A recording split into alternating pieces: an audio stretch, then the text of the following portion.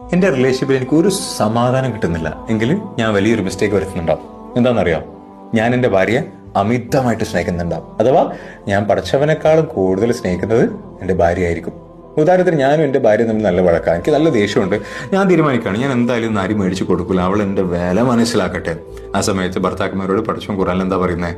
നീ നിർബന്ധമായിട്ടും നീ നിന്റെ കുടുംബത്തെ പോറ്റണം എന്ന് ഭർത്താക്കന്മാരോട് പറയാം. നിവൃത്തിയില്ല, പഠിച്ചോണ്ടുള്ള സ്നേഹം മാത്രം ആലോചിച്ചുകൊണ്ട് കടിച്ച് പിടിച്ച് ഞാൻ അരി മേടിച്ചു കൊടുക്കുകയാണ്.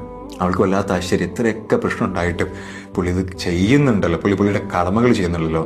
എനിക്ക് അവളോടുള്ള സ്നേഹം കൊണ്ടാ അല്ല, അവളോട് ദേഷ്യമുള്ള, പക്ഷെ പഠിച്ചുകൊണ്ടുള്ള സ്നേഹം കൊണ്ട് അവളുടെ തെറ്റിനെ കുറിച്ച് ആലോചിക്കും. അവൾ പറയും സോറിയിലേക്ക് ഞാൻ ഇങ്ങനെയൊക്കെ തിരിഞ്ഞു പറയും, എന്റെ ഭാഗത്ത് മിസ്റ്റേക്ക് ഇല്ല, സാരില്ല. ആലോചിച്ചോക്കെ, പഠിച്ചവൻ ആദ്യം സ്നേഹിച്ചത് കൊണ്ട് എന്താ ഉണ്ടായേ? പരസ്പരം സ്നേഹം കൂടുക. പരസ്പരം സ്നേഹം കൂടാന്ന് പറഞ്ഞാൽ ഈഗോ ഇല്ല എന്നർത്ഥം. അതായത് ഈഗോ ഉണ്ടാവില്ല പടച്ചവൻ ആദ്യം സ്നേഹിക്കുകയാണെങ്കിലും. പടച്ചവൻ ആദ്യം സ്നേഹിക്കുക എന്ന് പറയുന്നത് പടച്ചവന് കൂടുതൽ സ്നേഹം നമ്മൾ കിട്ടാനല്ല, പടച്ചവൻ നമ്മൾ സ്നേഹത്തിന്റെ ആവശ്യമില്ല. നമ്മൾ പരസ്പരം നല്ല രീതിയിൽ സന്തോഷത്തോടെ സമാധാനത്തോടു കൂടി ജീവിക്കാൻ വേണ്ടിയിട്ടാണ്.